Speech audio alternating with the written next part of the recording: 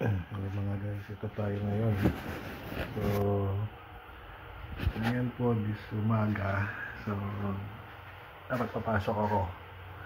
Naiisipan kong huwag na muna pumasok dahil inuubo ko. Gusto ko magpahinga muna. And ngayon is nagbibigay ako ng tip na ngayon sa inyo.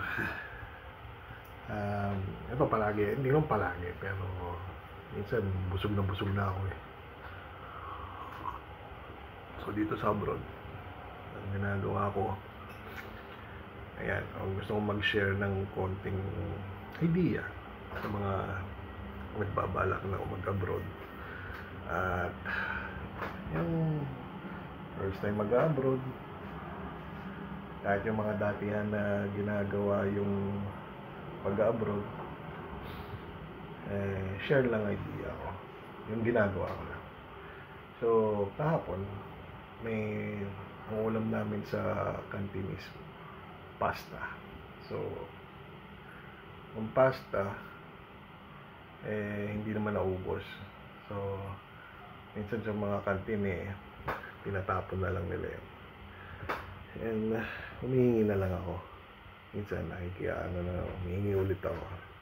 Pasalamat nakahingi ako ng white sauce.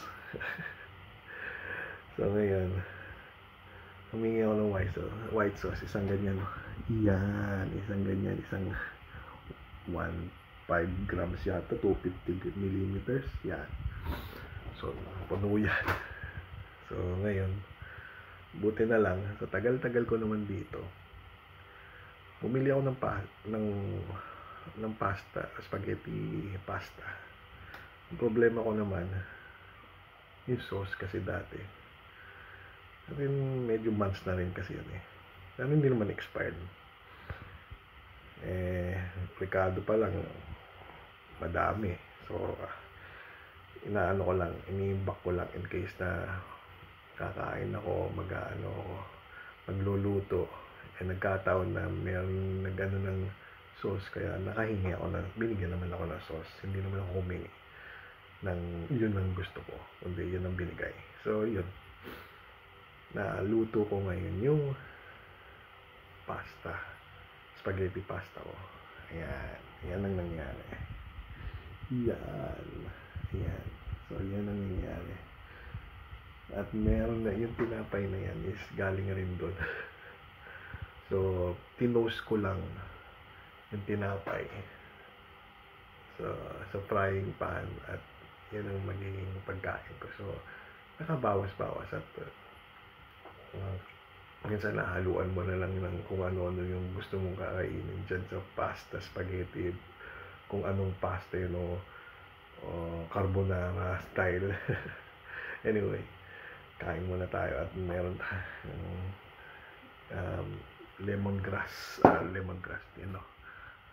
ito, bumili ako sa Pilipinas. Hindi ko rin nagamit to nung pumalis ako around March. Ngayon ko lang nabuksan. So August na. So anyway, sa dami ng tea dito naman sa abroad, hindi mo naman nauubos. So ngayon total nagkaroon ako ng parang ubo kasi malamig. So ayan, masarap sa lalamunan yung medyo manghang na matamis-tamis.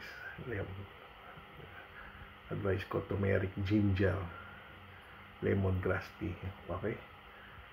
So ayan, okay yan. So salamat at sana meron kayong natutunan sa pag-abroad natin.